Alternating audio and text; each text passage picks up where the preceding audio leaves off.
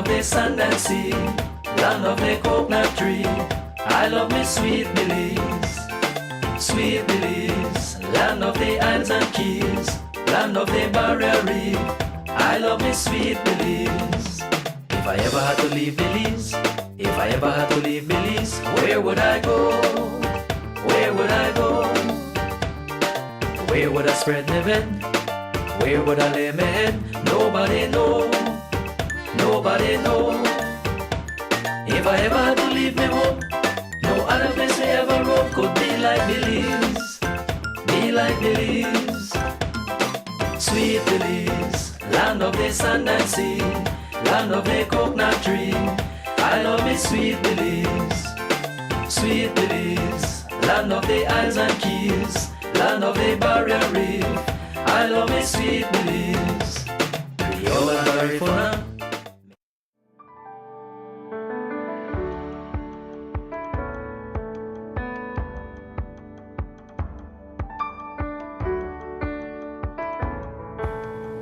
Pleasant good morning.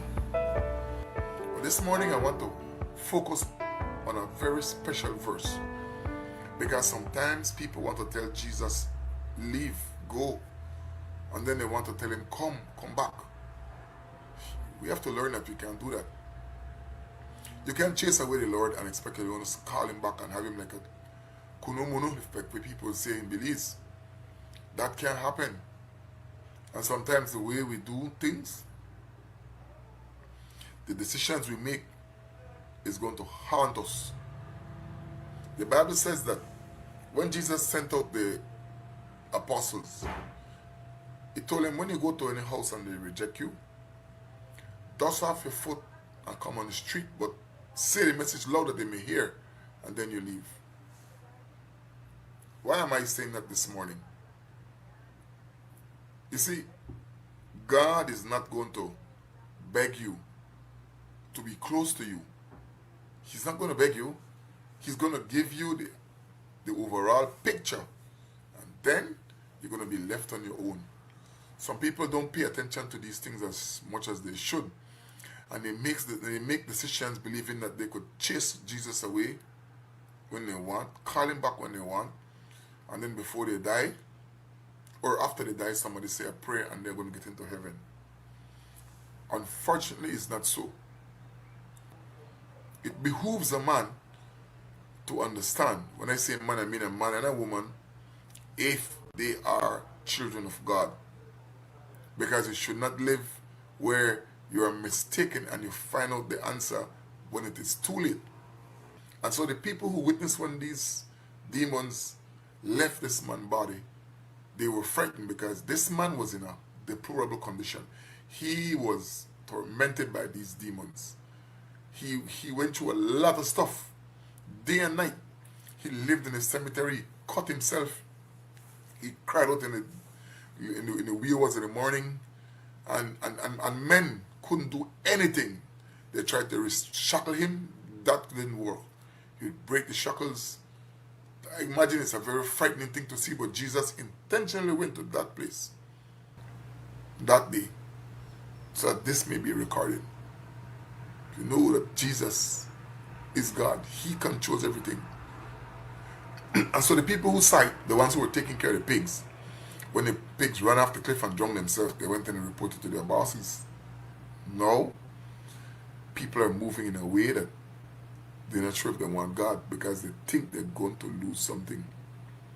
Some people, if they're going to do something for the Lord that they think is going to make them lose something, they won't do it.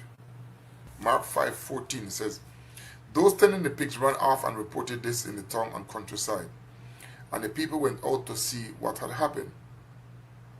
Now, if you have a person that you know who was in this situation and this person got healed, wouldn't it be that you'd be happy? Well, the people weren't happy because the pigs had value, and they were more concerned about the loss of their pigs. And they said, I think they may have said, if he's here he's just arriving here, and it already cost us so much money, if he stays, what else is he going to destroy? The Bible does not say that, but I'm just thinking that that's what these people were thinking. Verse 15 says, when they came to Jesus, they saw the man who had been possessed by the legion of demons sitting there, dressed and in his right mind. And they were afraid. No, they were still afraid of the man because they were not sure, but they saw the man was in his right mind. They did not understand what took place. People should have been celebrating that their brother has been brought back from the pits of hell to be restored back to his normal mind. But the people were not paying attention to that. In my mind, they were thinking about what they have lost. Wow, for me, I would have been thinking, what else can he fix whilst he's here? What else can he fix? But I think they were worried about the loss. He continues and he says, those who had seen it told the people what had happened to the demon-possessed man, and told about the pigs as well. They got the story from a horse's mouth. Those who saw it reported what had transpired to them. In a right mind, people would say, Lord, we have this other problem, we have this other problem. There's a sick person over there, there's somebody with palsy, or whatever else you'd have reported to the master. He may fix these things, but the people did not do that. Instead, then the people began to plead with Jesus to leave their region. That's what I want to read this morning for you. They started to plead with him to leave their region. Many people, by the lifestyle that they live, that's why the Bible says that the reason why somebody does not want to come to the Lord is because they have darkness in their hearts. There are evil things that they're doing, and they want to continue to do these wrong things. And how else to do that except in the absence of the Lord, where they could close their chapter of their life on the things of God.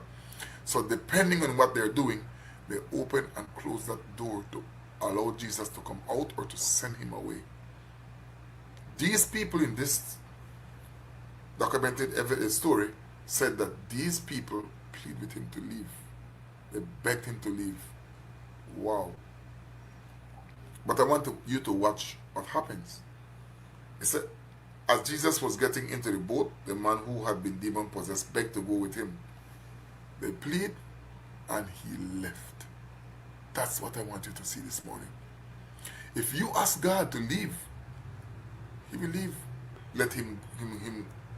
Jesus did not let him, but said, go home to your family and tell them how much the Lord has done for you.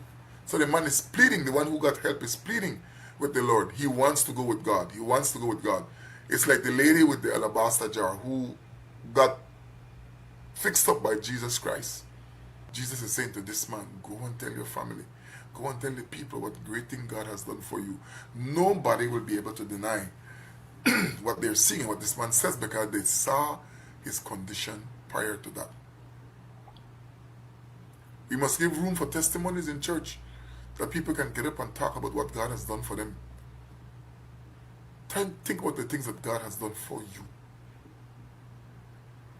And I reiterate and close by saying, if you don't want to hear the thing from God, he's going to make sure that you get to hear and close that chapter. It's your responsibility from thenceforth. The brother Fem say, die if you want. Jesus never forced you.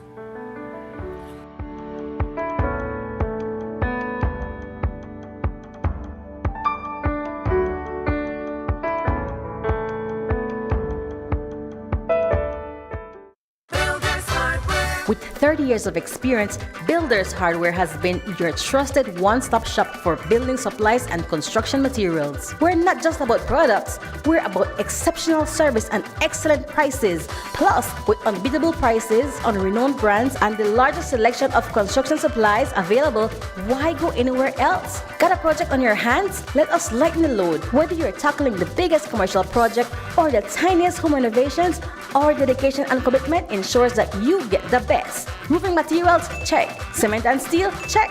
Sand and gravel? Double check.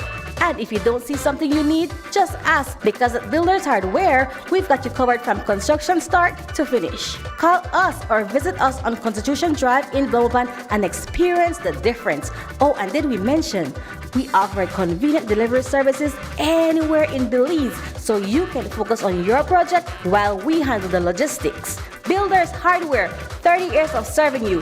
We think our customers are awesome. Builders Hardware.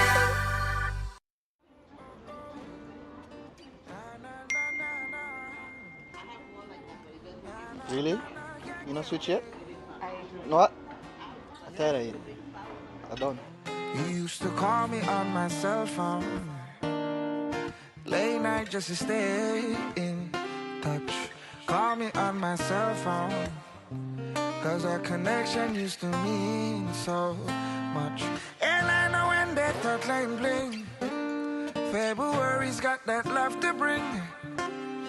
Yeah, I know when that thought line bling, Smart is giving you everything. These days all I do is wonder if you're still connected with somebody else. Wonder why you're missing out on what's best for yourself. You could have had more, but you're still stuck with them.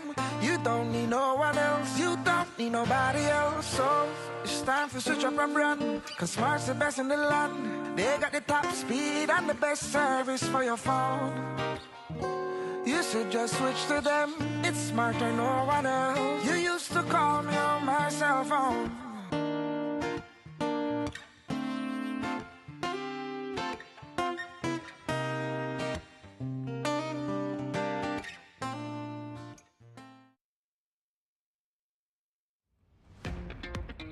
February is all about Honda.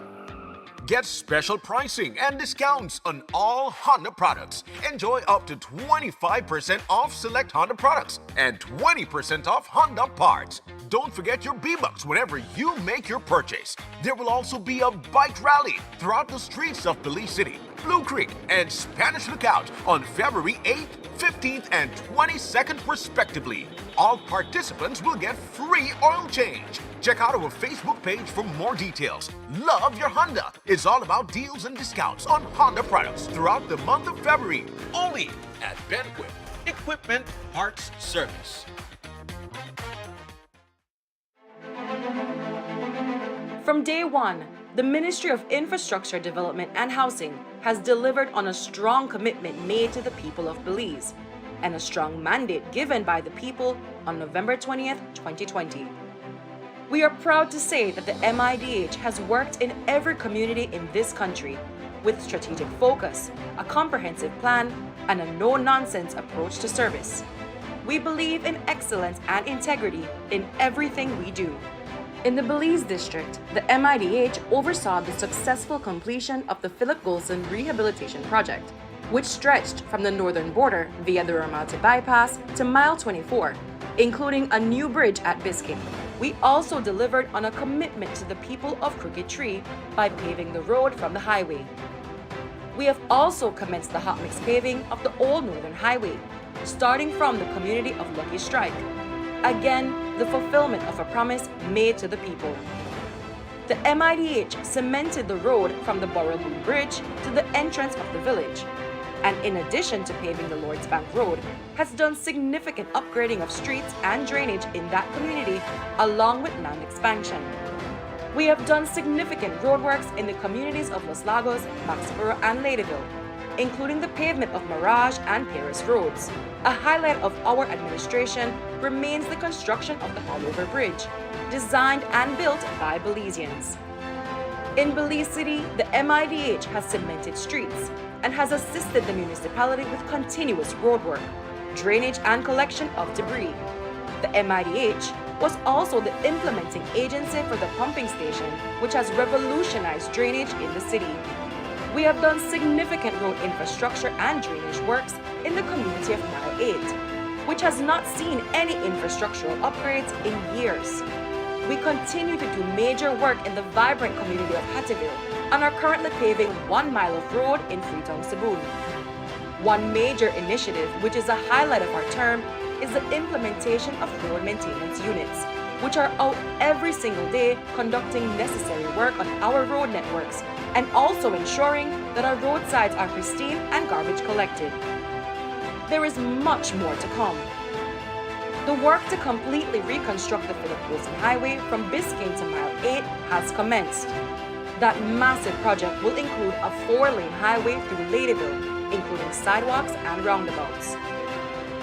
We have also commenced the reconstruction of both sides of the Philip Wilson Highway from Buttonwood Bay to the entrance of Belize City and have secured funding for the upgrading of the George Price Highway. The work continues with the support and confidence of our people.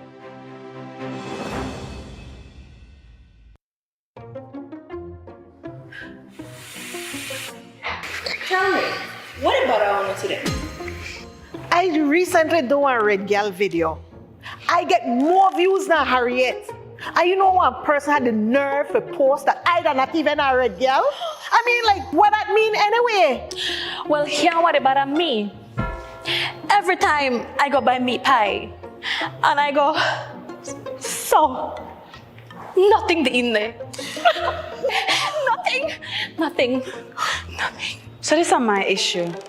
I over 18. I don't want no one artist. And you could believe my man still expect me for wash dishes? No got time for that. I don't never for dishes. Yes. And you, sir? Well, I don't really got their kind of problems, you know. Ever since I switched to DJ and signed up for my unlimited postpaid plan, life stress-free. Nothing bother me or my connection no more.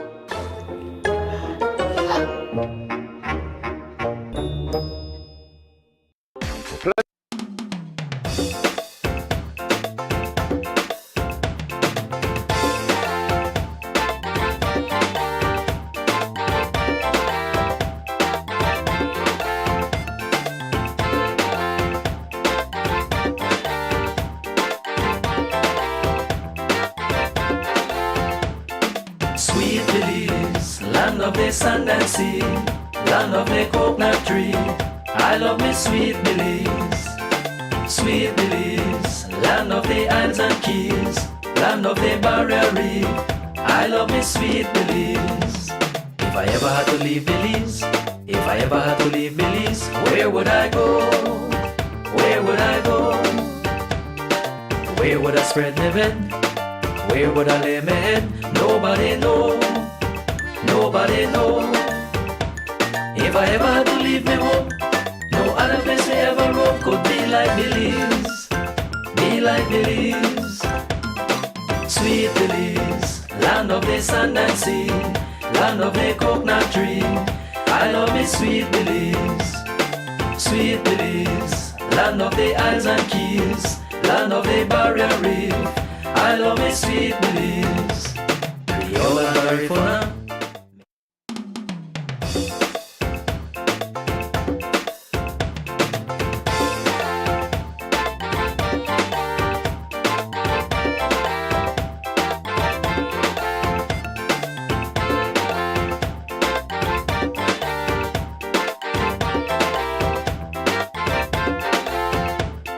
Sweet Belize, land of the sand and sea, land of the coconut tree. I love me sweet Belize. Sweet Belize, land of the islands and keys, land of the barrier reef. I love me sweet Belize. If I ever had to leave Belize, if I ever had to leave Belize, where would I go? Where would I go? Where would I spread my bed? Where would I lay my head? Nobody know. Nobody know. If I ever had to leave me home, no other place I ever roam could be like Belize. Be like Belize. Sweet Belize, land of the sand and sea, land of the coconut tree. I love me sweet Belize. Sweet Belize, land of the islands and keys, land of the barrier reef. I love me sweet Belize. Creole and Garifuna.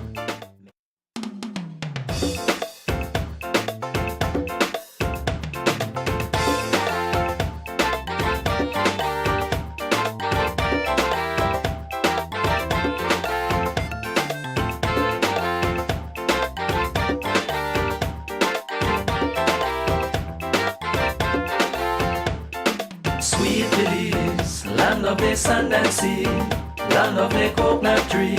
I love me sweet Belize, sweet Belize, land of the islands and keys, land of the barrier reef. I love me sweet Belize. If I ever had to leave Belize, if I ever had to leave Belize, where would I go? Where would I go? Where would I spread my bed?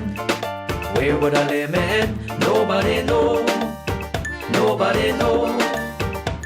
If I ever had to leave me home, no other place I ever roam could be like Belize, be like Belize. Sweet Belize, land of the sand and sea, land of the coconut tree. I love me sweet Belize, sweet Belize, land of the islands and keys, land of the barrier reef. I love me sweet Belize. Creole and Garifuna.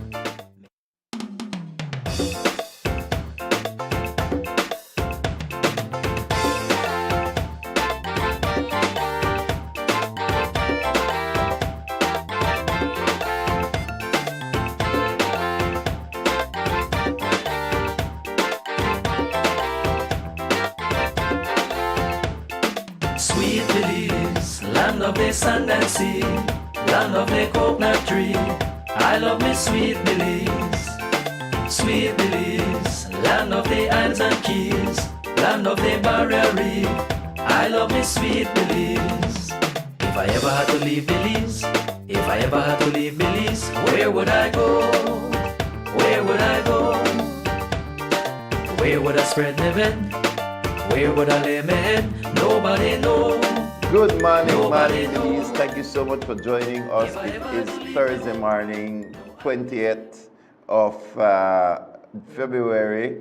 I think that about 2 days ago, at least, that I was saying it's Thursday morning, or yesterday morning I was saying it's this morning, but I think we got it right.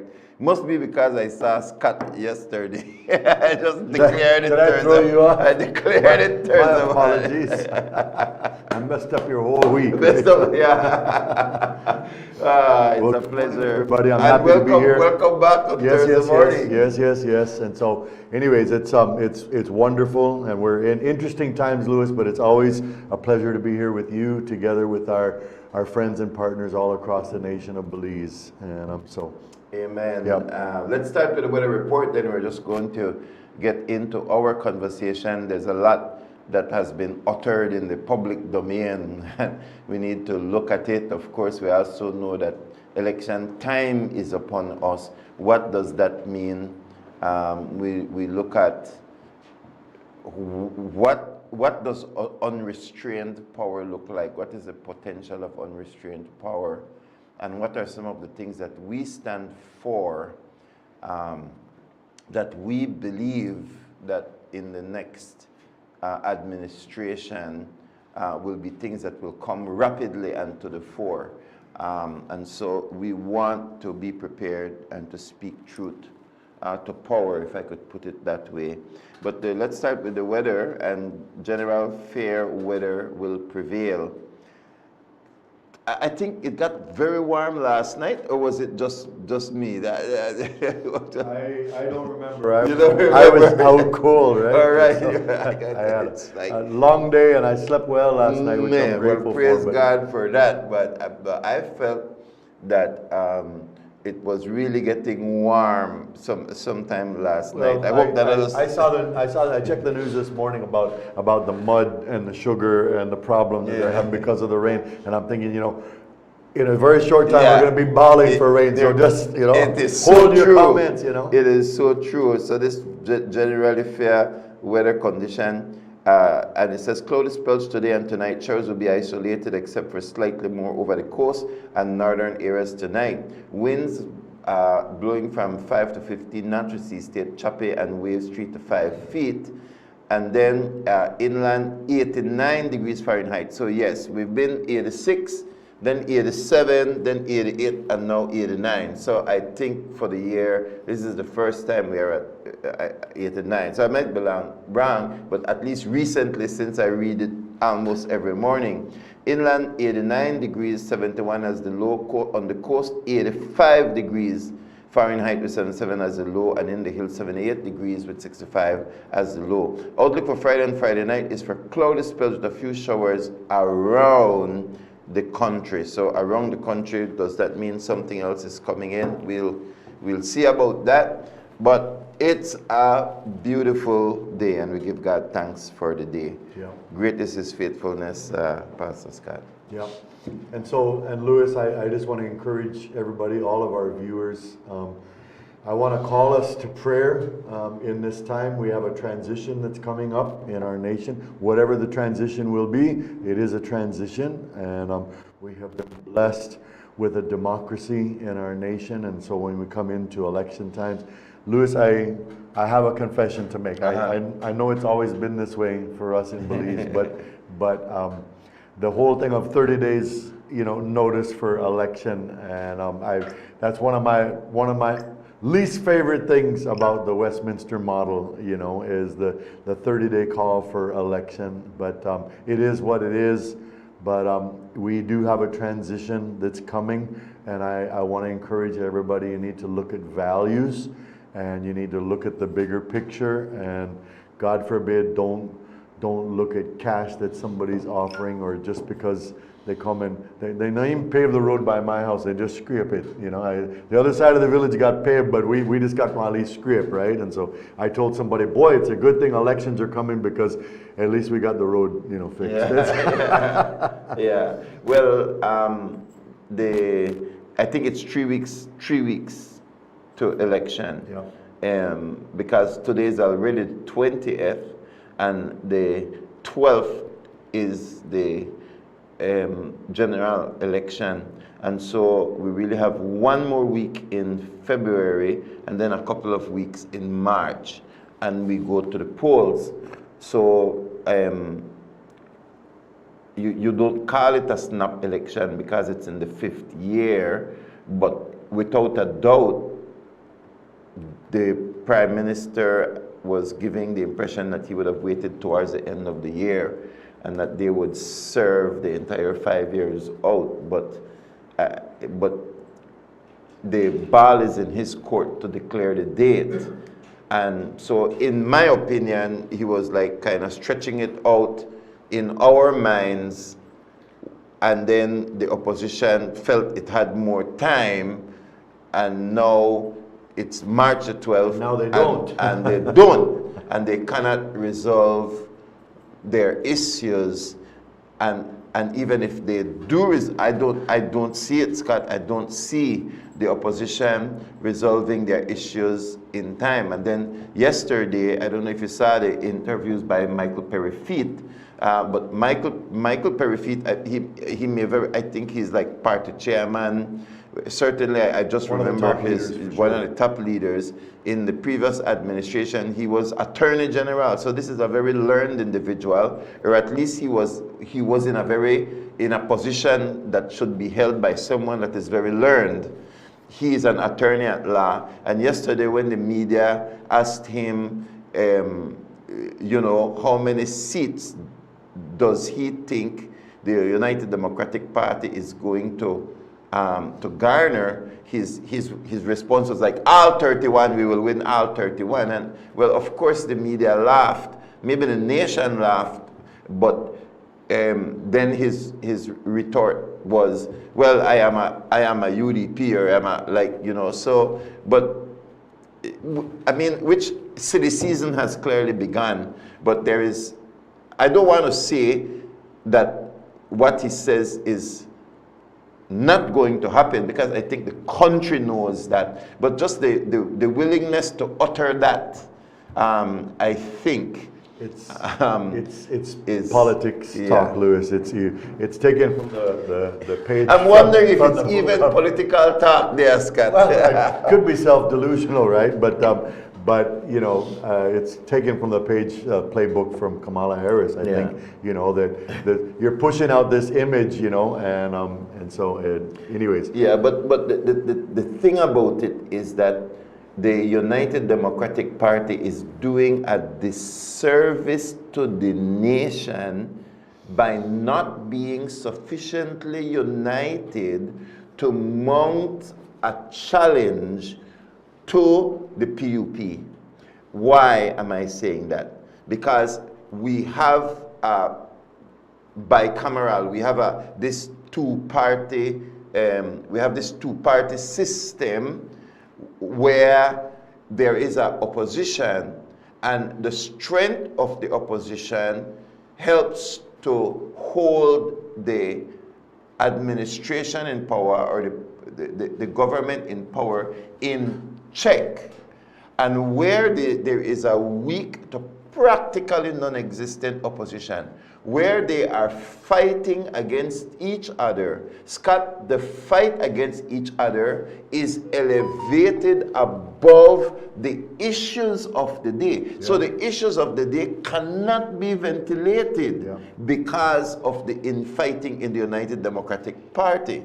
Yep. And that is a disservice to the nation. We are entering, my concern is that we are entering into an election with the opposition party in total disarray. I mean, in my opinion, it is worse than when the People's United Party was in disarray. So it's not just an issue of, well, you are in disarray and we are in disarray as well. But at this present moment, we don't know who is the leadership. We don't know where is the finances. We don't know what is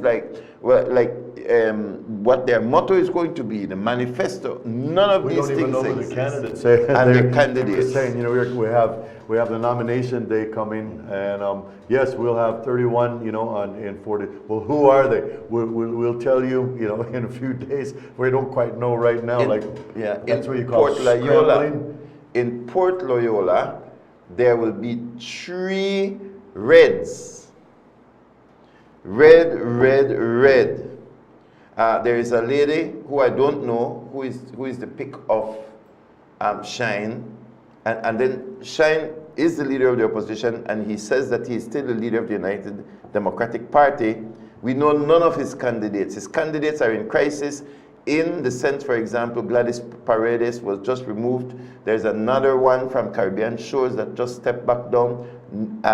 Gladys Paredes went to the PUP convention on Sunday, and then by Monday they had to remove her.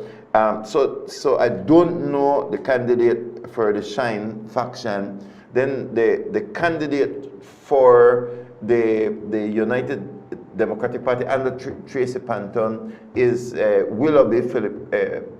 Willoughby, and then Boots Martinez threw his hat into the ring. So right there, this if that sign right there, and that's because the third person has not put up her signs as yet.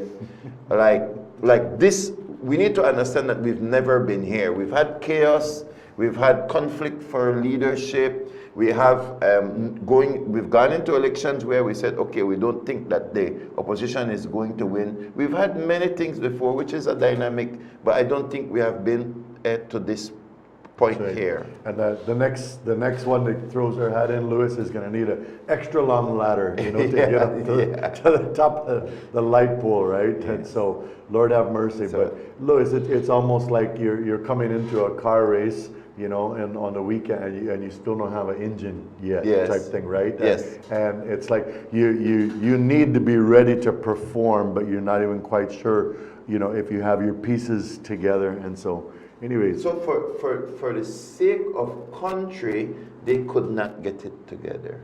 Yeah. Like, to me, that is the story. Like the egos, the pride, the unwillingness to compromise, to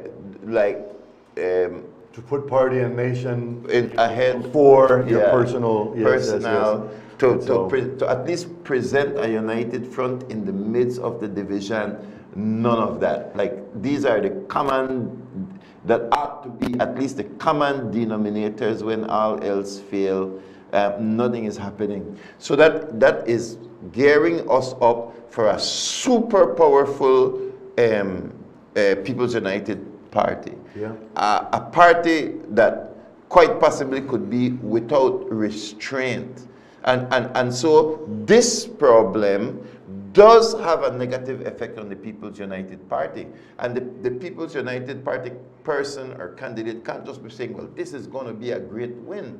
This is going to be a great win. Because after the win, you are then given power.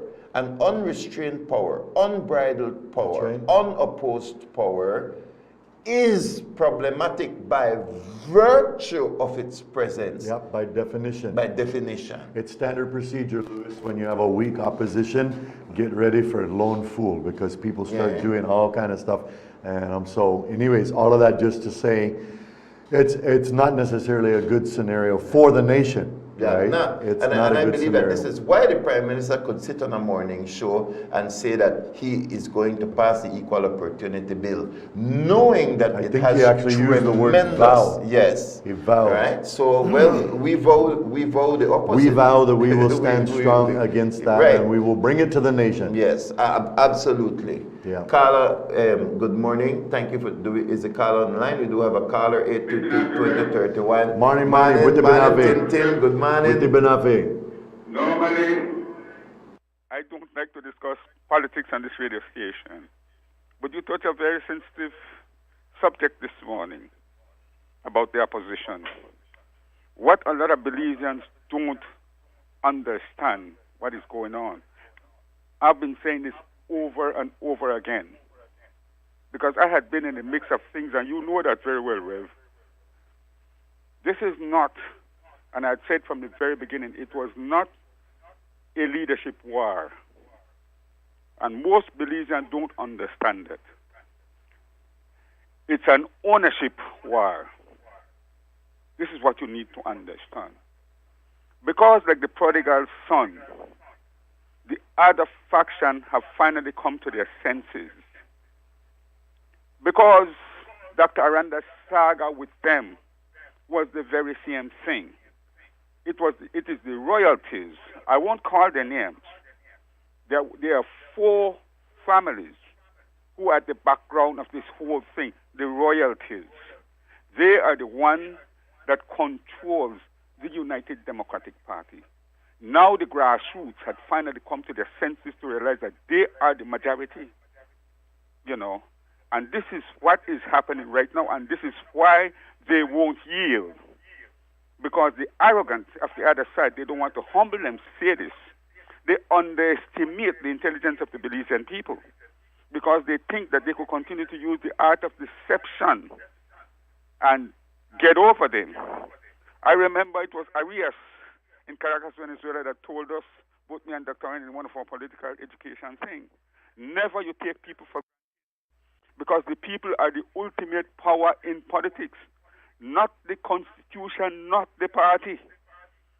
Don't start telling a little lie because you have to tell a bigger one you cannot reverse. And when the people find you out, in no way, shape, or form you could turn them back. And this is exactly what had happened now. It's the grassroots faction of the UDPs that are taking over, and they won't let go for nothing.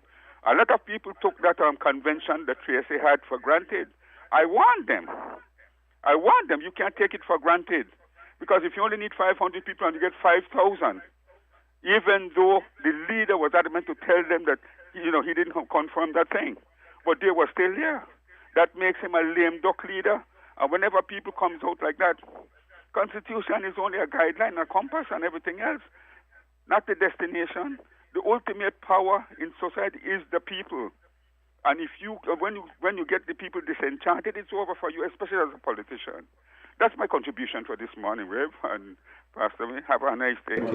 Thank you very, very much. So I mean, it is good to see that a political party is very energized, very organized, very confident, etc.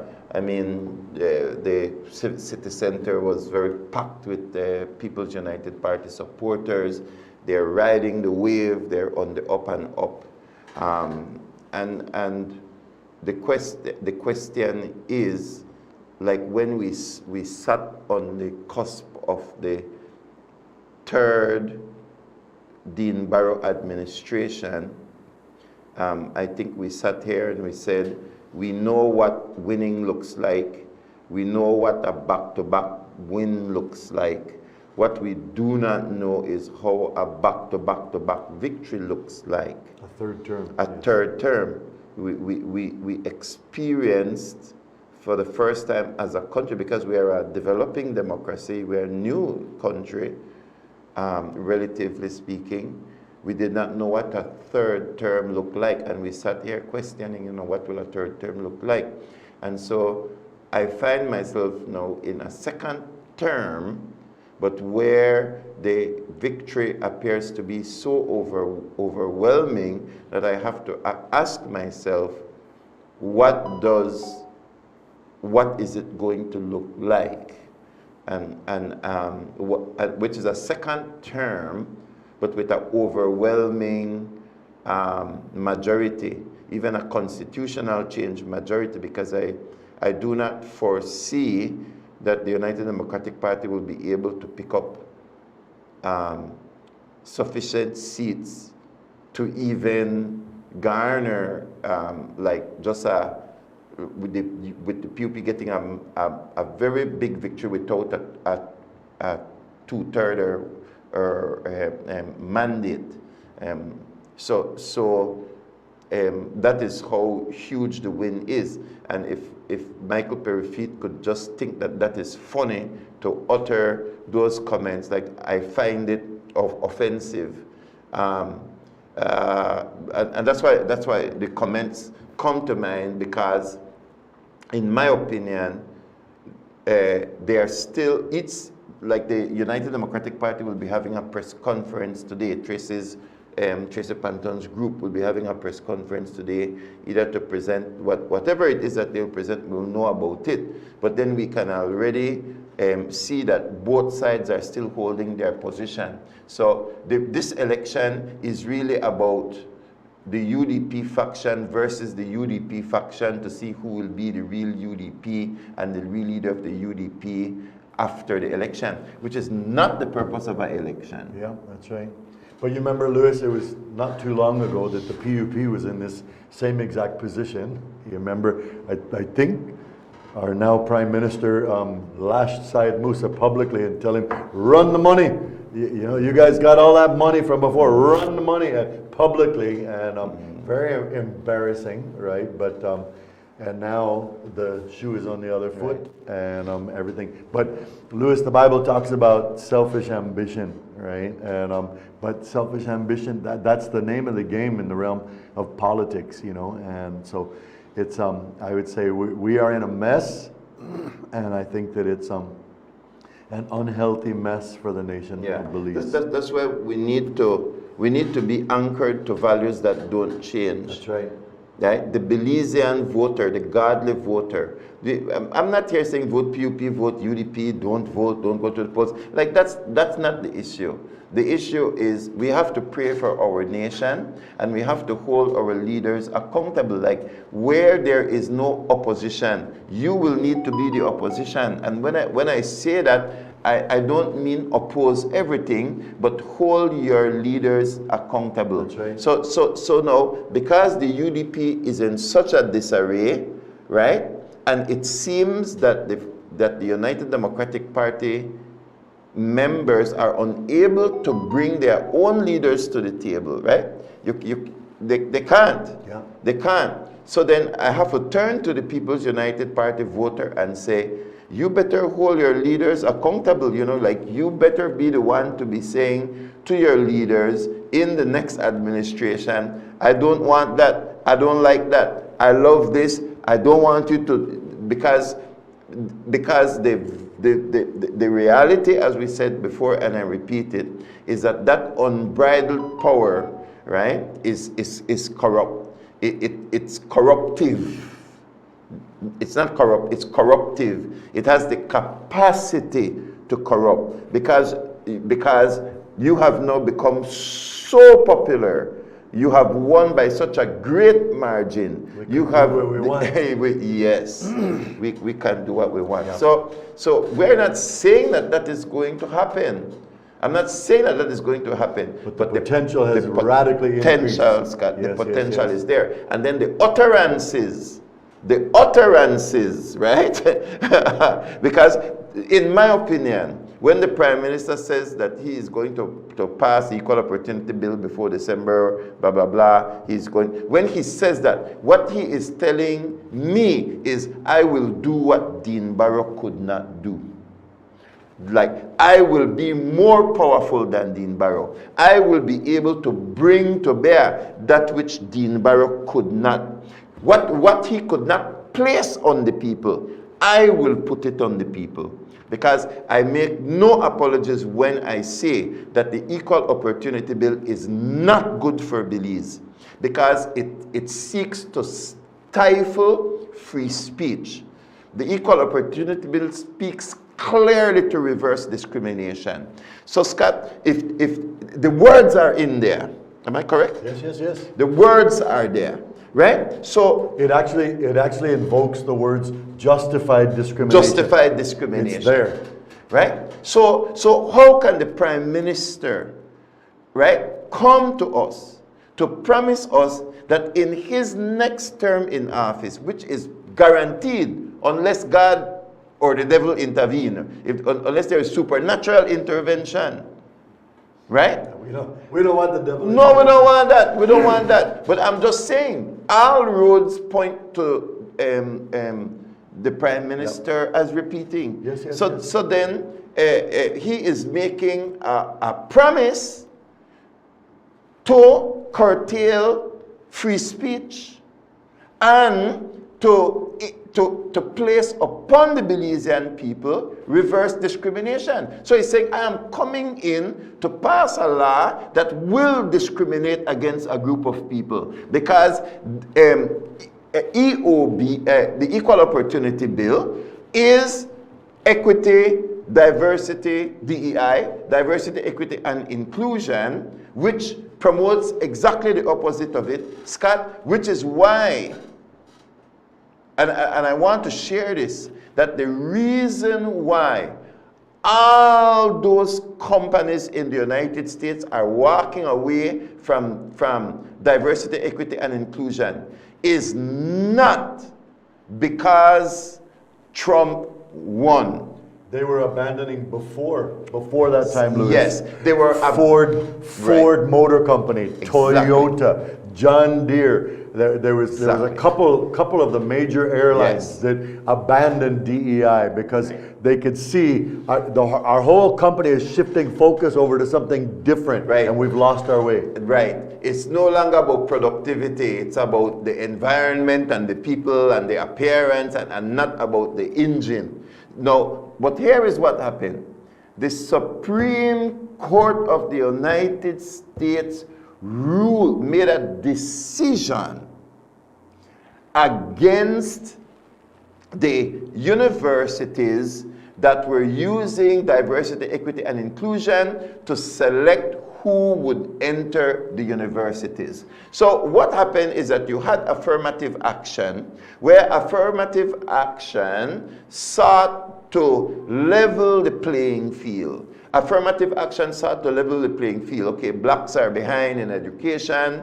They're not quite making the grade in some instances, and they need to be in some of these institutions. And so affirmative action created little percentages here and there in the educational system where it didn't matter if their grades were the highest.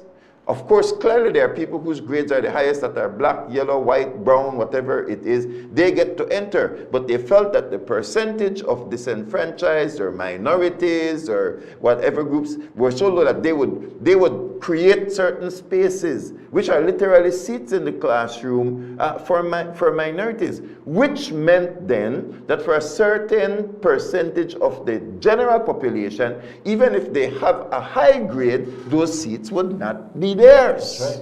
That's right. And they actually began to advertise, that these people groups need not apply. Yep. Scott, that is exactly reverse. That's reverse the justified discrimination that they talk about, Louis.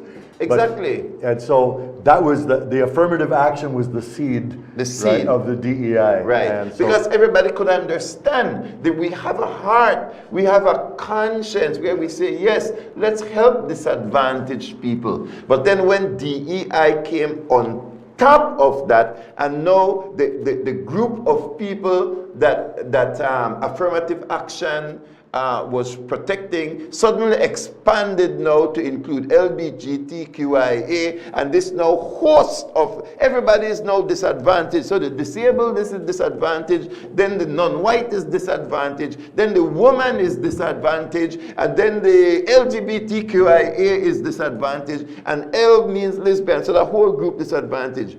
G is gay, so the whole group disadvantaged. B is bisexual, so the whole group are disadvantaged. So like all of a sudden, the amount of disadvantaged people are like, and so what happens? The seats in the university become even less available to those who qualify for it, and more seats become available to those who are DEI. And it's no longer about education. No longer about education. Right? You thrown the baby and the bathwater right out the window, and now we're doing something different. And folks, the reason why we're talking about this is because, Louis, when you think it through, right? When you have a company with a certain product that they produce, that's what the focus is. It's on that product. But what happens is when you hire somebody on this DEI basis, especially if they have any kind of sense of activism or have maybe a chip on their shoulder or whatever, and you bring them into your company, and now they become the watchdog for every area, and they're pointing out all these different, and next thing you know, your whole company is shifting focus, and people are going, what in the world is going on? I thought we were here to produce burgers, you know, and or I thought we were here to build airplanes or tractors, or and now we have this whole other thing that's basically retooling the whole company.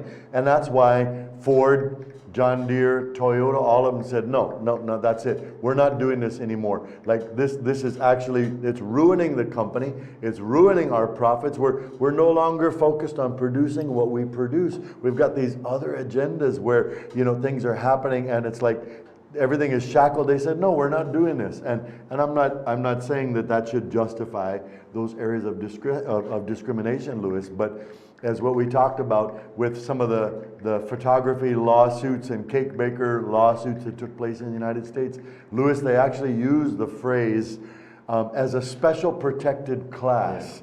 And that's the goal. They want these people to be labeled and designated as a special protected class. And you can't do anything to discriminate them. And then here we go into the Equal Opportunity Bill in Belize, that you can discriminate against somebody if it's knowing or unknowing, if it's intentional or unintentional, you know, deliberate or undeliberate, and you can have somebody could take you before this commission and you'd be fined for $20,000 or 3 years in prison or both. And you don't even know that you've done something. These are the words from the actual Equal Opportunity Bill, Louis. It doesn't even have to be somebody out there. The commission themselves can bring a charge against you and drag you, and it's absolute craziness, Louis. So that's where it's going, and that's why we're talking about it. And you see, that's just Scott, when you say we are going to reserve X amount of spaces for women, you are automatically discriminating against men. That is what you are doing. And so now the only way that a man can qualify for that scholarship is if he becomes a woman or identifies as a woman. And that is what is happening. So what this group of people is using is they are using the money, they are using the scholarships, they are using the distribution of land for the purpose of re-engineering society, because now you have to declare that you are what you are not in order for you to qualify. So when the Prime Minister sits down comfortably and says that he is going to pass the Equal Opportunity Bill, like that is an affront to our way of life, to our existence. And you're actually sitting there and saying, I vow that I will introduce reverse discrimination into the country. And I vow that I will create laws that restrict free speech in the country, because that is what the Equal Opportunity Bill is. That's right. And so then before you pass the bill, can you please let us know who the discriminators are that you are going to reverse this thing and bring your power upon them? Can we please know? Because the Equal Opportunity Bill speaks to reverse discrimination. So then, who is it that you are getting ready to discriminate against, Mr. Prime Minister, that you have vowed to a group of people that you will do that? You see? So to me, this has nothing to do with politics. It has nothing to do with election. This has to do with what you say you will do. Right? So Dean Barrow, for some reason, backed down. Why will you not back down? Why will you seek to bring, in the midst of seeing the disarray in the UDP, in the midst of seeing the distaste that people have for the United Democratic Party because of things like decriminalization of marijuana and because of things like the Equal Opportunity Bill and transgenderism, which he sought to force upon the Belizean people. How is it that you feel now that you will have the power and authority to do that which Dean Barrow could not do? So like those are the questions in my head.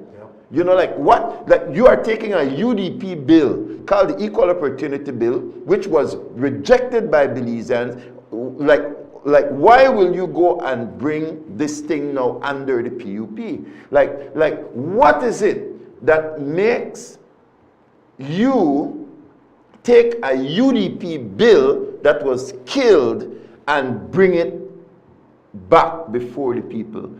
What? You see, so those are the questions that I have, Scott. So and I need answers. So if the Equal Opportunity Bill speaks to reverse discrimination, so it will discriminate against a group of people, and it believes, and it will discriminate against a group of people that they believe were colonizers, power brokers, etc. Because in the United States, we know exactly who reverse discrimination affected. It affected the young, white male. It affected the male. Not just the male, but also the white male. And so a group of people woke up one day and said, hey, unless I become non-binary, because once I become, if I am white and if I am a male, I will be discriminated against. The guy gave the example of when in California, because of these last amount of fires, he said, I wanted to be a fireman. I don't know if you heard that story. You heard the what? Yeah. When he wanted to be a story, and they told him come back in 7 years. Yeah. Come back in 7 years. And so he said he came 7 years later, like he did at jobs, he worked there, because in his heart he wanted to be a fireman. So he comes into the examination, and beside him is a black female. And he says, hey, good to see you, glad you're here. When did you apply? And her answer was, last week, Wednesday. Last week, Wednesday. So he gets told 7 years, and she's hired last week. Yes. Yeah. Shh. And they're sitting. I waited 7 years. So I was discriminated against. How do you think I will feel? How will that create social cohesion? How will that create a united society? When a person, by virtue of nothing he can change, and then they come and they say, well, you can change. Here's what you can change. You can't change your whiteness, but you can change your gender. And then, you see it, Scott? And then people, that's what he seeks to bring to the country of Belize. And then people like you and me will say, wait, this is social engineering. And I say, yes, exactly.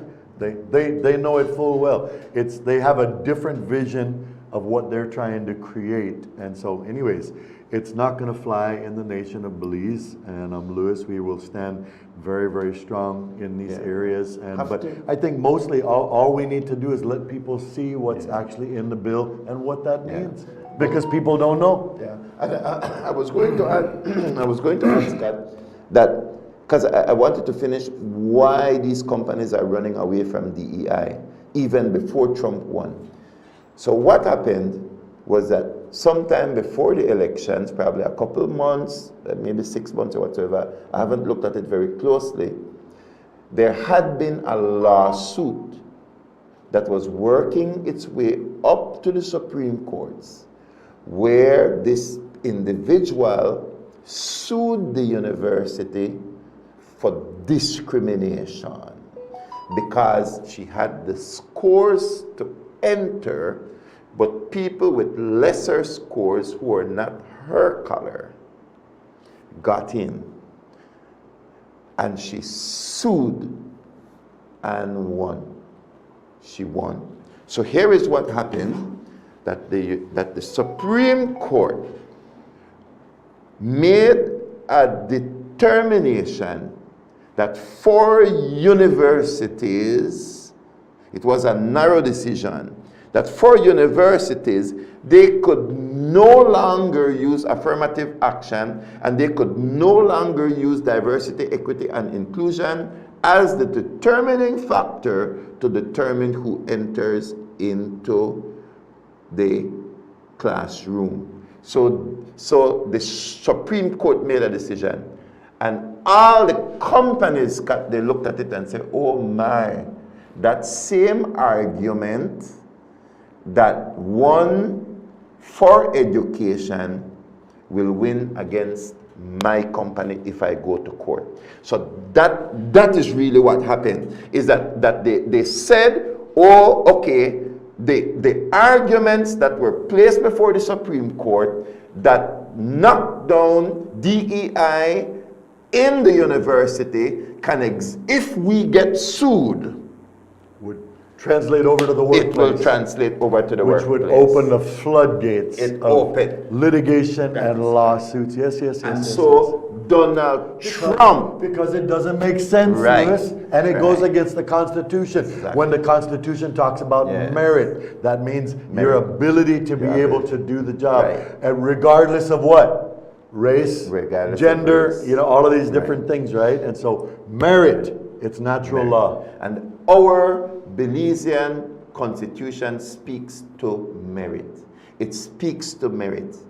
And so the government of Belize should not be taking the taxes of the Belizean people, because it is our money, and then tell us that we do not qualify, while the government is going to select based on diversity, equity, and inclusion who gets those resources through the Equal Opportunity Bill, and other people will be discriminated against.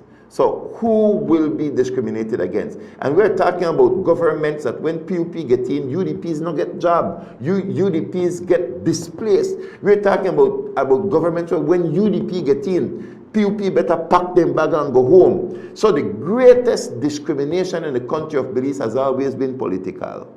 So how will they write an equal opportunity bill that seeks to reverse discrimination when they are the major discriminators in the country of Belize? So they are not coming at political discrimination. They are coming at another group of people. And it is my firm belief that that group of people they are coming against is the church, because they believe that the church are the oppressors in this country.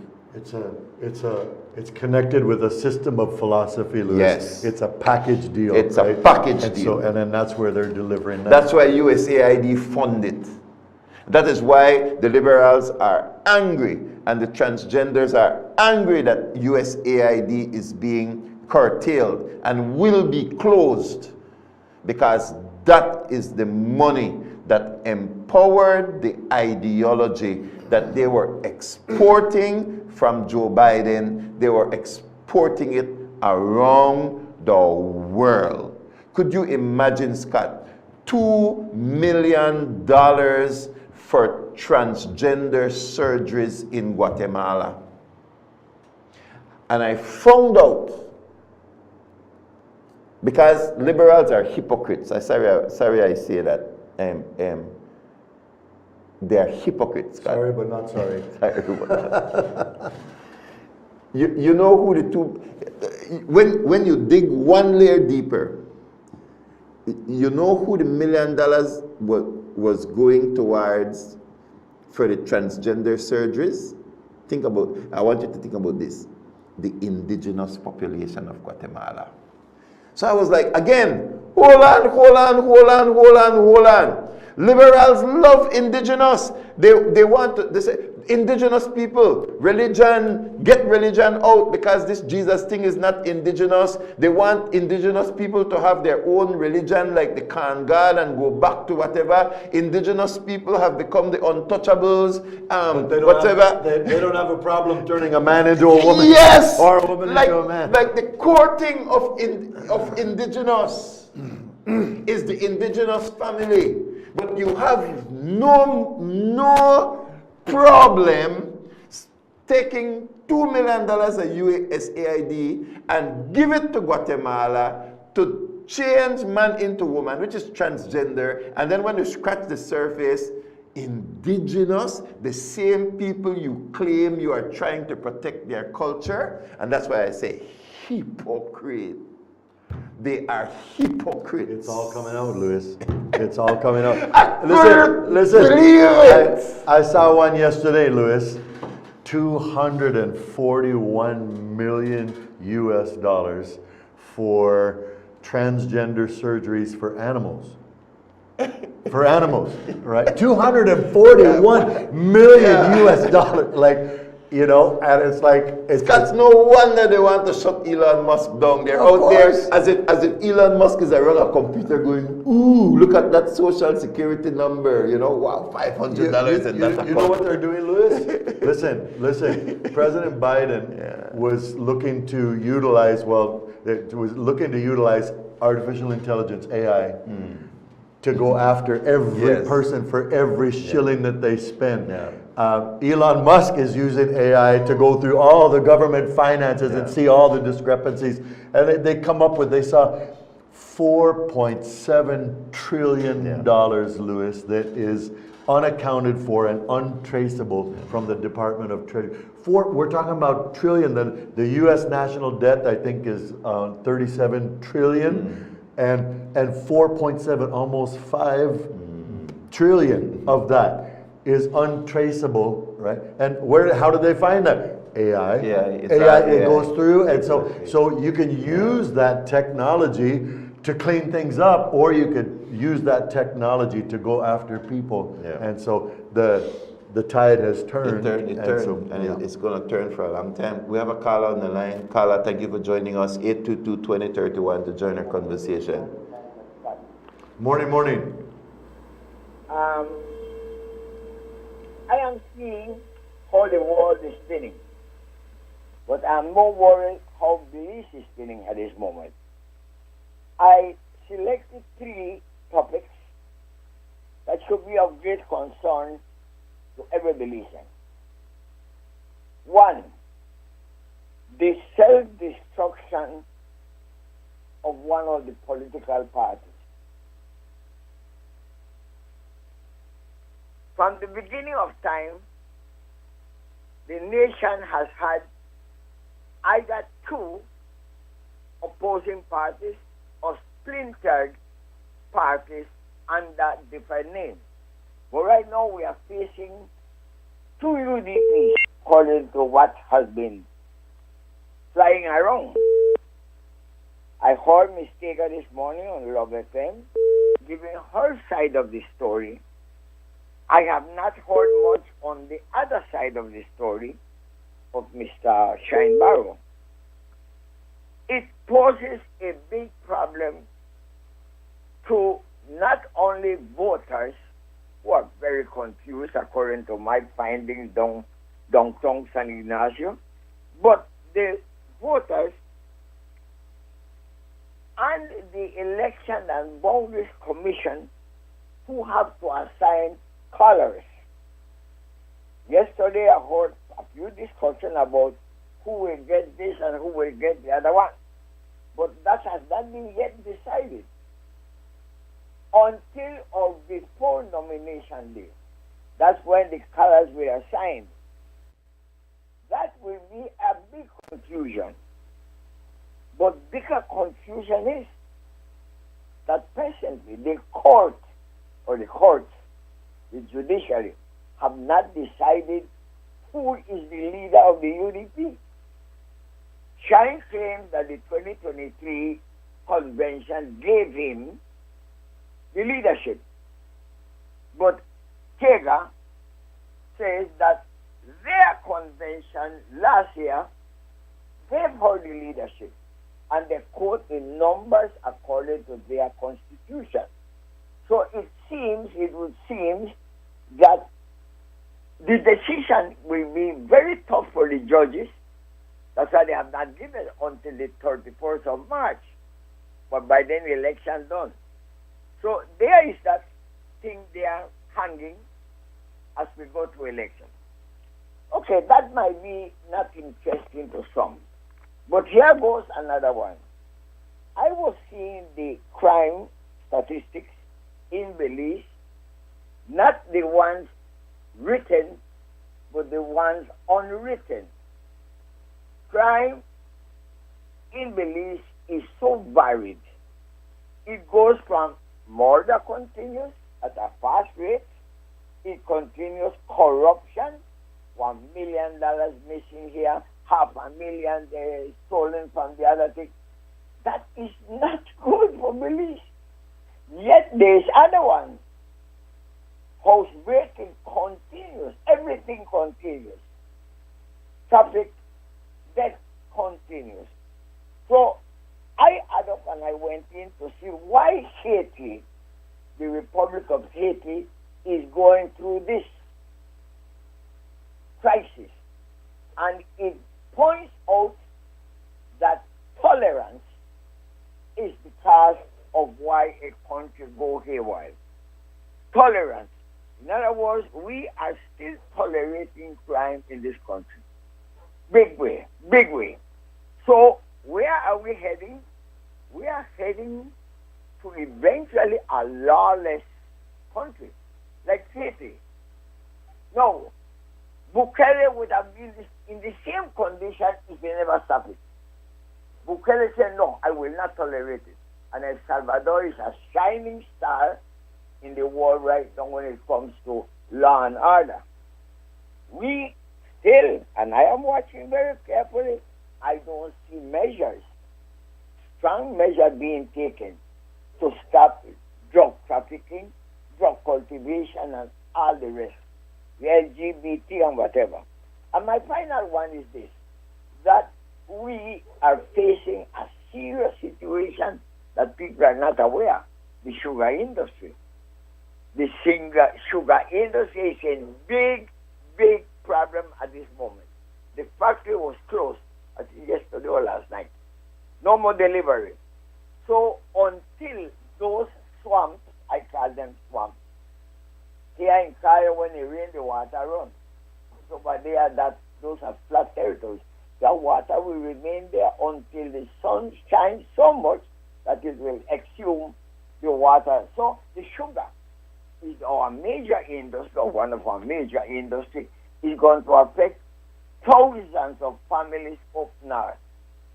Now, I don't know the solution, or I would know the solution, but it's not me to blame anybody. But it is a serious, serious problem.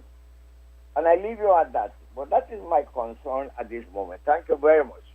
Very much, Don Hector. Thank you very much. Yeah, it's very, very clear to me that voters in America rejected diversity, equity, and inclusion overwhelmingly.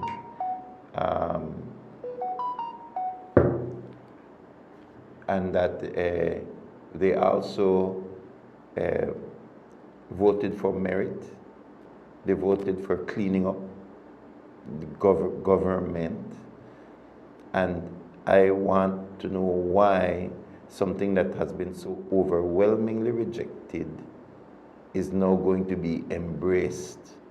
Like it's going to be the next best thing. Like, I think that is problematic.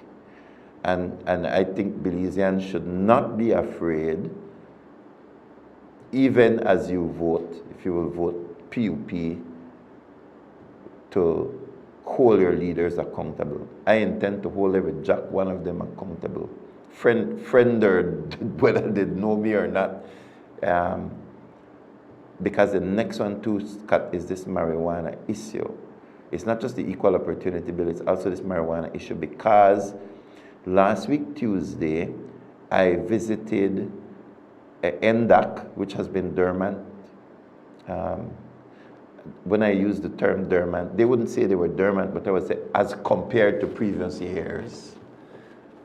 They released new statistics that are showing that the amount of women and young people and children that are using marijuana has just grown exponentially. That between the ages of 15 and 24, more women are consuming alcohol and alcohol abuse, experiencing than men. This is for the first time in history of our country. Louis, that is just so scary. That is just absolutely crazy. I'm glad that they've been digging in and doing the research and have spoken up, right? But that is so scary when you look at the social fabric of our society, right? And how that's going to translate into things breaking down. We have another call. Let's take this call before we take a break. Carla, good morning. Thank you for joining us. Good morning.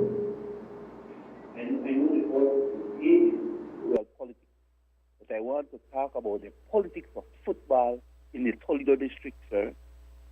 The football community of Toledo can now breathe a sigh of relief. Right? Along with autonomy, I believe that there will be transparency, sir. Transparency, accountability, and good governance. I want to say here that when they came, sir, it was for a Congress. But I noticed that it was a discussion. And at the end of the day, they had enough time to go back. Or to go to Dangriga, which was having the same thing, and took a picture with the elected executive of that district, sir. Of that district. And that is because there are things here in Toledo. There are things here in Toledo that still hasn't been answered or still hasn't been satisfied to the expectation of the stakeholders of football in this district, especially our Congress members, sir. So I big up I take my hats off to the Congress members of the Toledo Football Association, sir. And also I want to look at a little bit of politics. I want to commend Dr. Osmond, sir. He seems to be taking Toledo out of the dark age by fixing streets here, providing health care and health care whenever he can. We had an excellent meeting in Cerro, which is the Garif. Something else I want to speak about is that we have a cultural center being built here, sir, and we have workers who haven't been paid for 12 days. Workers who have done casting and they weren't paid as well, sir. And this is a fund. This is what is being funded by the government, sir. But there are people in Toledo, sir, because of their political affiliation, accept third or fourth class work or leadership.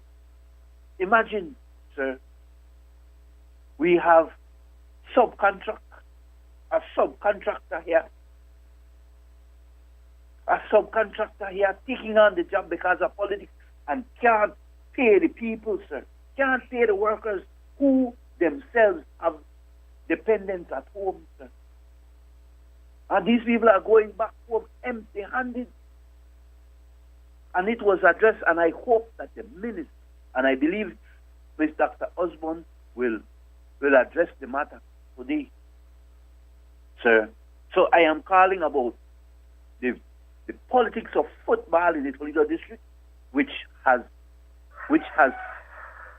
provided that avenue for electoral politics to look at transparency, accountability, and all the good things that will make our country and our people develop. Thank you very much, sir. Thank you very much. I mean, the last couple of trips that I have made to Punta Gorda, I see a lot of deteriorating infrastructure, including the streets. Very deplorable condition. Haven't seen it that way for a very long time. So essentially, I do hope that the good doctor will be able to, not just pre-election, I know he's there for a very short while, but that he will be able to turn things around. We'll take a break and we'll be right back. You're watching Rise and Shine on PlusTV. It's 8:24 in the studios at PlusTV, so we'll continue that conversation on the next side of the break. We'll be right back. Sweet Belize, land of the sand and sea, land of the coconut tree. I love me sweet Belize, sweet Belize, land of the islands and keys, land of the barrier reef. I love me sweet Belize. If I ever had to leave Belize, if I ever had to leave Belize, where would I go?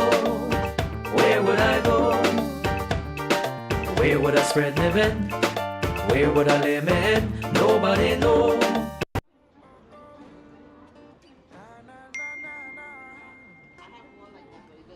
Really? You not switch yet? No what? I tell you, I don't. You used to call me on my cell phone, late night just to stay in touch. Call me on my phone, cause our connection used to mean so much. And I know when that thought line bling, February's got that love to bring. Yeah, I know when that thought line bling, Smart is giving you everything. These days all I do is wonder if you're still connected with somebody else. Wonder why you're missing out on what's best for yourself. You could have had more, but you're still stuck with them. You don't need no one else, you don't need nobody else. So it's time to switch up a brand, cause Smart's the best in the land. They got the top speed and the best service for your phone. You should just switch to them, it's smarter, no one else. You used to call me on my cell phone.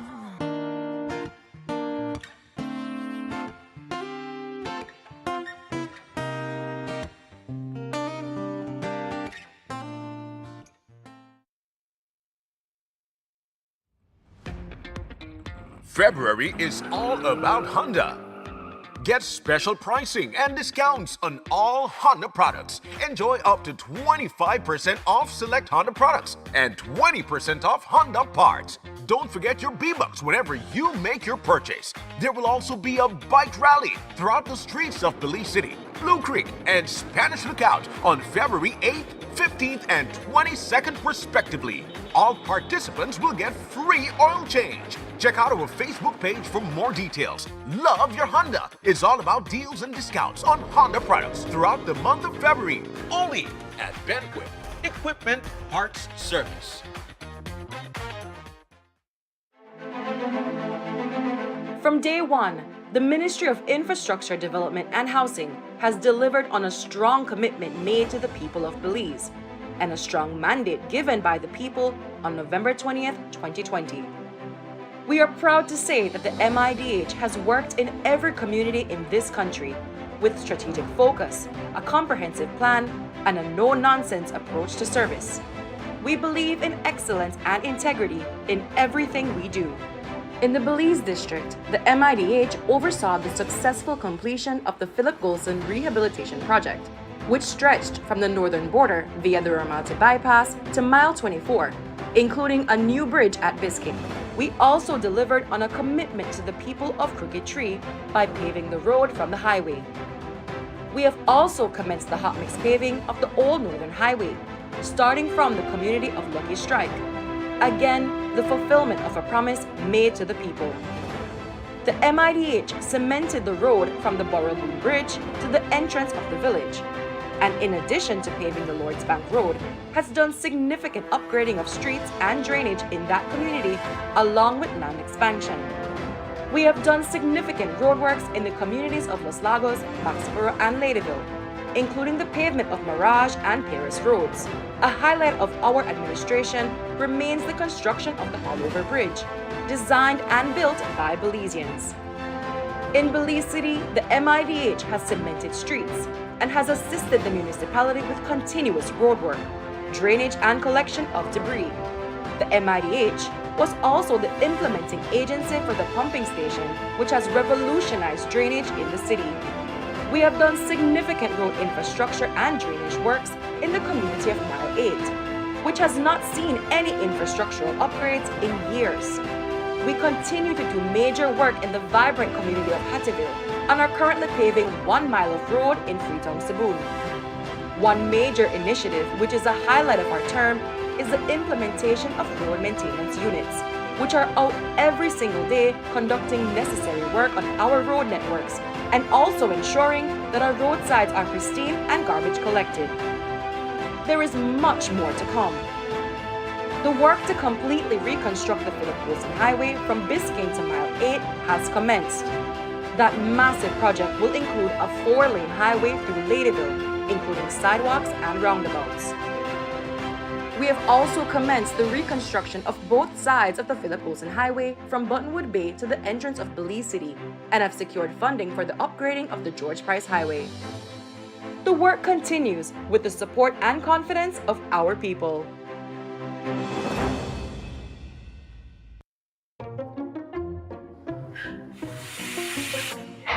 Tell me, what about our owner today?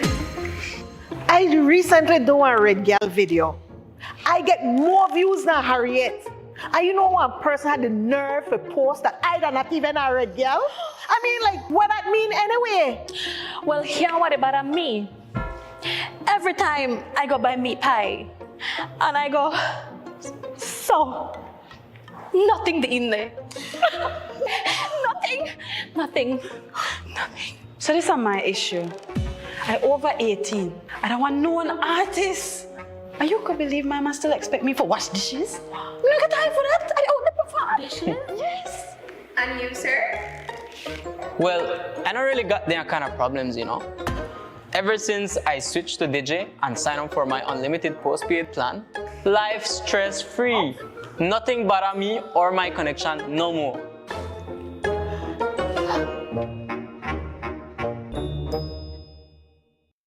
Plex Home Builders is the largest house building company in Belize. Plex combines the best skilled workers, high-grade materials, and the latest technology to produce the highest quality wooden residential structures. Request any size, color, and the home layout you want. Choose from hardwood or painted metal outer walls. Plex can modify any of your existing house plans to your satisfaction, complete with all the installation services you need anywhere in the country, including ambergris key. They can also lift your house to your desired height up to 9 feet. From properly treated and cured lumber to quality sidings and floorings, let Plex Home Builders give your home the finish you need. For prices or questions, call 823-0398 or go to www.plexhomebuilders.com. Plex Home Builders, we build to suit your needs. Have you heard the news?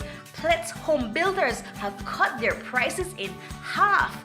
You can own your own. Welcome to Builders Hardware, your one-stop home improvement warehouse. Everything you need to bring your projects to life, all in one place. From nails to power tools, we've got you covered. Our inventory spans the essentials for every project, big or small. Come and find quality products at unbeatable prices. Whether you're picking up paint, plumbing supplies, or electrical tools, you'll find great deals every day. Don't know what you need? Our expert and customer-friendly team is here to guide you through every step of your project. Need it delivered? We've got you covered there too. Get your products delivered to you anywhere in the country. So come on in and discover endless possibilities for your home renovations. Builders Hardware. We think our customers are awesome! Sweet Belize, land of the sand and sea, land of the coconut tree. I love me Sweet Belize. Sweet Belize, land of the islands and keys, land of the barrier reef. I love me Sweet Belize. If I ever had to leave Belize, if I ever had to leave Belize, where would I go? Where would I go? Where would I spread my bed? Where would I lay my head? Nobody know. Nobody know. If I ever had to leave me home, no other place I ever roam could be like Belize. Be like Belize. Sweet Belize, land of the sand and sea, land of the coconut tree. I love me Sweet Belize. Sweet Belize, land of the islands and keys, land of the barrier reef. I love me Sweet Belize. Creole and Garifuna, Mestizo and Maya, living in peace. Sweet Belize, land of the sand and sea, land of the coconut tree. I love me Sweet Belize.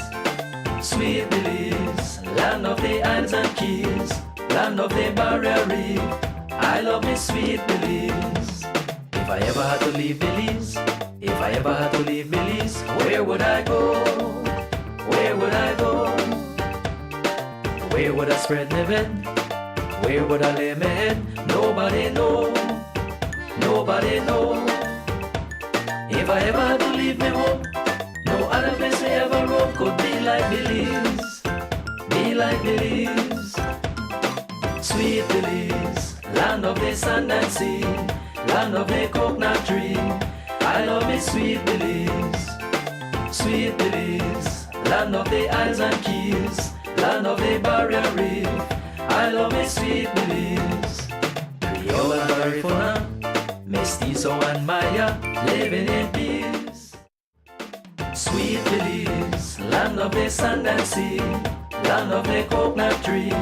I love me Sweet Belize. Sweet Belize, land of the islands and keys, land of the barrier reef. I love me Sweet Belize.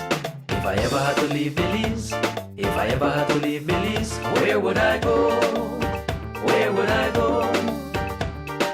Where would I spread my bed? Where would I lay my head? Nobody know. Nobody know.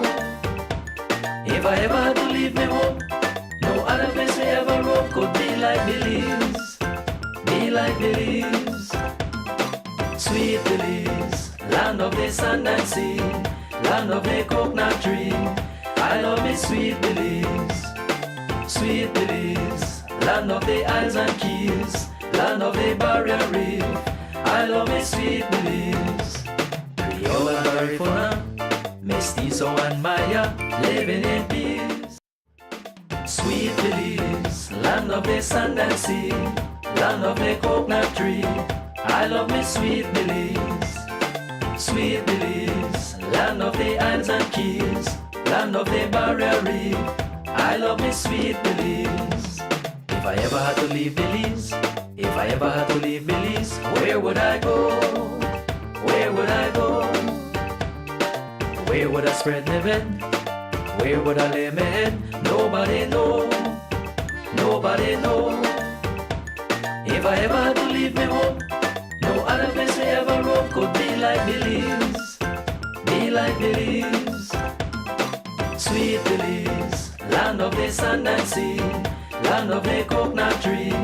I love me Sweet Belize. Sweet Belize, land of the islands and keys, land of the barrier reef. I love me Sweet Belize. Creole and Garifuna, Mestizo and Maya, living in peace. Sweet Belize, land of the sand and sea, land of the coconut tree. I love me Sweet Belize. Sweet Belize, land of the islands and keys, land of the barrier. Welcome back to Rise and Shine. Thank you so much for joining us. We are live on this beautiful Thursday morning. Thank you for whether you're watching us on stream, you're watching us on the cable channel or downloadable app. We are very grateful that you choose to spend your morning with us. It's Thursday morning, it's the 20th of February, and we are about 3 weeks to the general elections. Let us pray for our leaders, pray for those who will lead this nation. Scott, everything rise and fall on leadership. That's it, Louis. And it's people, and it's values, and it's people's vision. And if you push some buttons and ask the right questions, Louis, those values will start to come out. So I want to encourage everybody: watch carefully, listen carefully, look at the bigger picture, and vote wisely. And then also, we're asking all of our churches to start into rotational prayer and fasting. This is a transition time for the nation. Louis, I went in Monday night to Belize City. I'm part of the team related to a coalition of Spanish churches and English churches that were meeting together regularly for prayer. Wow. Right? And Wow. and I challenged them. I said, Wow. you guys, tell me any place in the nation of Belize where this is happening. Yeah, and wow. so we need to guard this and protect this. But during that time, we were calling folks, we need to embrace that call to prayer and fasting. This is a transition time for the nation. And I would say, like what Pastor Santi always said, that right there we come in. Mm-hmm. That's where the church kicks in, with the power of prayer, but then that prayer turns into action. So I just want to encourage everybody. It's extremely important that we be engaged in this time. Yeah. Not engaged politically, engaged spiritually and in tune. I was speaking with Dr. Dennis Sempebwa. You remember he's come to Belize City like 5 times, and he said, Louis, he said, problem in the church in Belize is tribalism. He said, too tribal. I said, no, I come from Africa. He said, I recognize tribalism. He said, because, if one group brings us in, the other groups won't attend, the next group, and I tell you, Belize is a bilingual country, and the Spanish and English church need to work together and pray together and have the same heart for the nation. And I do believe we have the same heart, because so many people from different denominations watch PlusTV. I mean, we don't promote a denomination here. Hopefully we really don't, that we're promoting just the gospel and our shared Christian values. So I see English, Spanish, like so many people, they pay attention, but for some reason when we bring in very powerful guest speakers or so he sees tribalism, and that's a man that travels the nations. He's write books. He has a burden for Belize, just as he has a burden for many countries.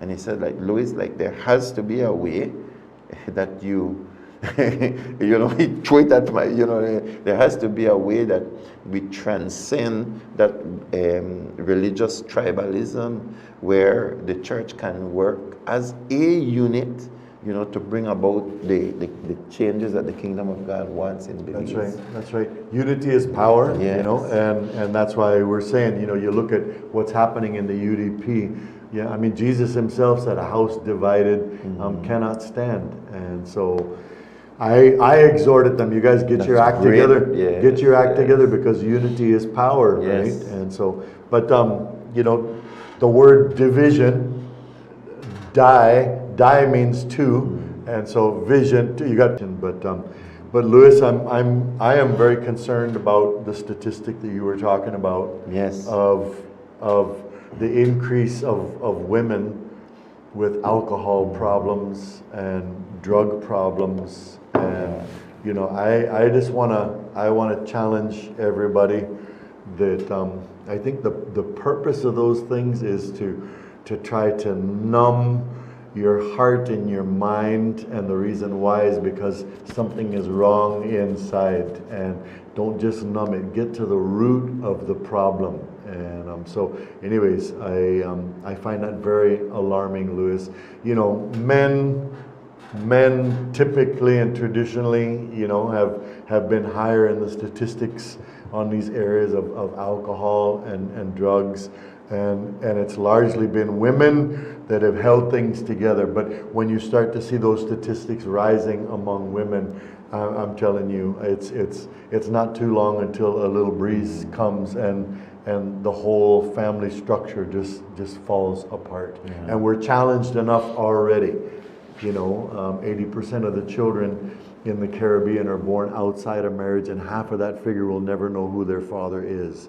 And we're challenged enough already, but you throw substance abuse into that, and particularly with the females, with the women who have been the last man standing in that sense to hold things together. I mean, literally, it's you're talking about a disintegration. Well, Scott, NDAC drafted a national alcohol control bill in 2015. That's a decade ago. I remember them telling us, they said, but at that point, they said, we have had an alcohol policy bill on the Prime Minister's desk for the last 8 years, and nothing had happened, and so... You see, so that tells you that it's not NDAC that's the problem. They have been silenced, castrated, thrown into the closet, so that this whole marijuana thing can roll out, right? So let's put up the first chart, and I don't have all of them. Look at the jump. Look at the jump in age 15 to 19. Look at the two highest recordings are age 10 to 14 and age 15 to 19. That this is between 2017 when decriminalization took place, Scott. Yeah. That the people who were affected the most by the decriminalization campaign are 10-year-old to 19-year-old. Yeah. Those are the people who are listening to government saying that nothing wrong with marijuana. That's right.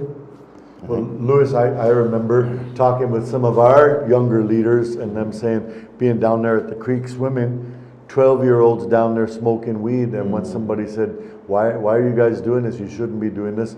And their response was, Prime Minister say we could smoke this? Yeah, because you see, when you say, people have this general, that when they say illegal is bad, so legal must be good.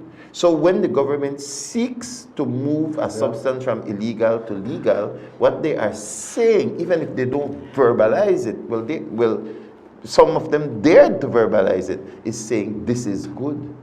Because you're moving it from illegal to legal. Yeah. And so they muddied the water, and the people who have been affected the most, let's put that diagram up again. You can see clearly that there is a massive increase. Because look at age 20 to 24, 25 to 29, 30 to 34. The number of people that have come in for assistance is between the age of 10 and 19.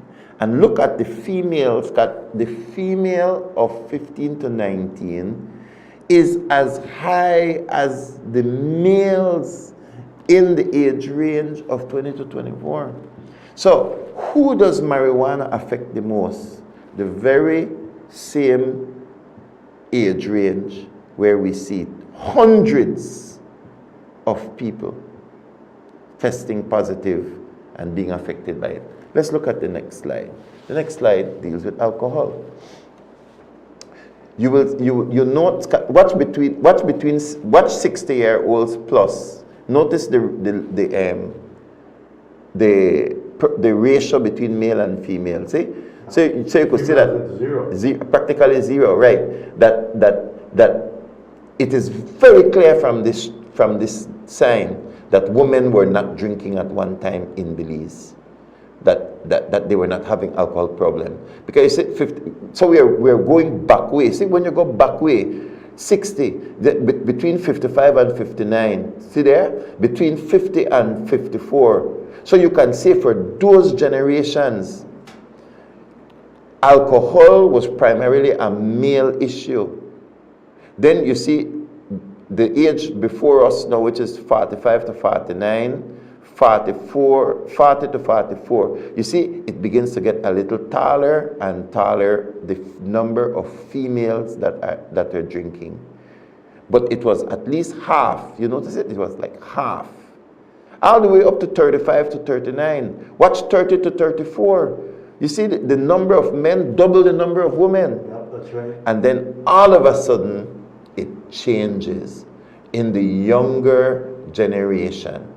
Scott, between the age of 25 to 29, the males are drinking more than the females, but the females are so close. But see, before that, what do you see at age 20 to 24? The women are out drinking the men. Look at age 15 to 19. The women are out drinking. Still higher than the men. The men, yeah. Look at age 10 to age 14. See, what you see there in age 5 to 9, as much girls age 10 to 14 are now having access to alcohol as boys. And age 5 to 9. Now, one of the biggest problems with this chart, Scott, is you can see very clearly that the alcohol abuse and misuse in our country is affecting females and young people in a way it has never affected them before in the history of the country. Yep, it's true. You can see it. Now, why should we be super concerned that women are now out-consuming men on alcohol? Because women are at the childbearing age, right there between 15, 19, 20, 24, when it is possible for the fetus inside the womb to be affected by alcohol and to create alcohol syndrome, alcohol fetal syndrome, where alcoholism is literally passed on to the child. That's right. Well, not only alcoholism, Lewis, severe brain damage and cognitive ability, learning ability problems. And so my wife is a special education teacher, and fetal alcohol syndrome, I mean, it's a very real thing, right?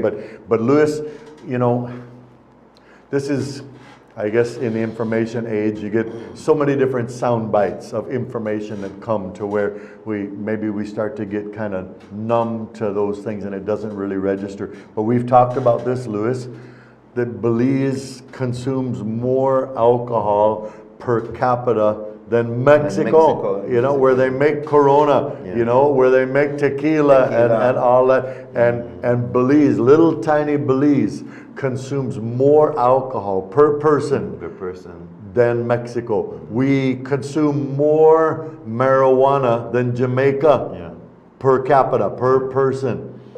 And like, it's just a matter of time, Lewis, until you see the rupture of those dynamics. And so that's why we're saying, folks, wake up and tighten up. That's why we raise those red flags. That's why we cry out concerning these areas. And but Lewis, to know that there has been efforts for literally for the last 20 years to try to get an alcohol policy for Belize, and it's fallen on, I would say, on deaf desks. You know, deaf ears and deaf desks. It sits there on the desk and nothing happens with it. Belize don't even have legislation or policy on second-hand smoking. And it has been proven scientifically for decades. Somebody else has already done all the research. Yeah. Yes. That the person who sits beside a person who is smoking is getting more than what that person is smoking as it relates to toxin, because that person has the filter in their mouth, but the person who is there doesn't have a filter. Right? So secondhand smoke has been proven scientifically.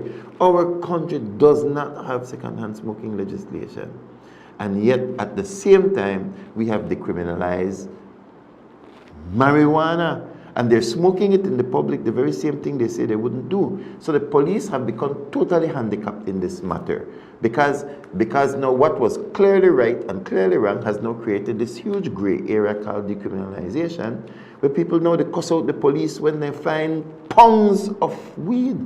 And so it has created a shift in the culture, which is now allowing marijuana to be seen by our children as something good. And now our women are out. Like these are things that are mind-boggling, that I go like, Lord, where are we heading as a country when women are out drinking men? And then Scott, then I come to social media and I see Rude Boy is advertising to women, and I see some of the other brands, Magnum, they are advertising and their target audience is the woman. Their target audience is the woman. And I say, like, these are the things that government should be legislating to protect the health of the Belizean people. Yeah. So I want to put that there. I do have more statistics, but I, God willing, next week, I just wanted us to see these statistics and to recognize who are at risk. Your closing comments. Well, I want to encourage everybody, Louis, that the things that we've been talking about for years, about values, about morals, about having standards in your heart, you need to press pause and think about what kind of person do you want to be, what kind of home and family do you want to have, and then how does that translate into our actions and how that's going to relate and affect to our nation. And so for me, for you, Louis, our marriage, our family, these are the most important things in the whole world. And then how that translates into our behaviors and things like, you know, alcohol or substance abuse. You and me both are working with people that have been, you know, have basically lost their lives because of substance abuse, alcohol and drugs, and or both, right? And so when we see this stuff like the legalization of marijuana, Louis, when we see the bad man in plastic bottles, knowing what happens, there's a reason why you don't put alcohol in plastic bottles. And when you do, the chemicals that leach out, so then they have to put in more chemicals to try to counter that. And it just, like, it's literally, it's wasting people's lives, Louis. And so I just want to say to everybody, wake up, get your eyes open and realize that your life matters. And it matters to God, and it matters to your nation, it matters to your family. Wake up and get your life in line. Louis, when we had the Global Leadership Summit, I was speaking with a police officer, and I said, so he was, you know, one of the leaders in police, and who was there for the Global Leadership Summit. And I said, so has this been a good time for you? He said, Pastor Scott, this has been amazing. He said, it's been eye-opening. I said, I'm so happy to hear that. And then he told me, he said, I got to get back. I got to get back. He said, I got to get my life back with God. That's my final words I want to say to you all. You got to get your life back, because God is he's the lover, he's the blesser. He's not trying to take away your fun. He's trying to take away your razor blade. He's trying to take away the things that are going to kill you. All right? So I just want to encourage everybody. Thank you so much for joining us on this beautiful Thursday morning. We're here again, sharing with you Christian values. That's really what it is. It's from the Word of God. So even when we look at what is happening around us, it is with the lens of the Spirit of God at work in our lives, speaking to a nation. The joy of my heart to speak to you. We are ridiculously busy, and to start a day with 2 hours, it's a sacrifice, and I thank you for the sacrifice, God. The day runs fast after you finish talking for 2 hours. But we do it because we love you, we love God, and there is an imperative. The world is changing. I believe that the world is being given an opportunity right now to switch directions back to biblical foundations. And it's going to come about in so many different ways. And those of you who God has placed an awakening in your heart, a love for your nation, a love for godly values, this is the time to act. They say you strike when the and where they strike when the iron is hot. You strike when the iron is hot. I believe with what is happening in the United States, and it's going to reverberate throughout the world. It's already reverberating. Forces are aligning and realigning. And I think that we need to get into that.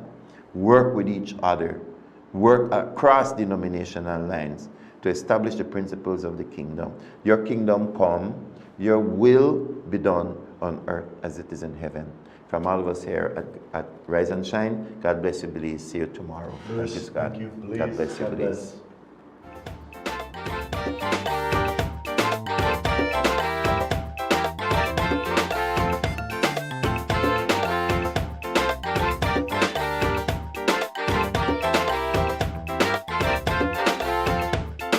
Sweet Belize, land of the sand and sea, land of the coconut tree.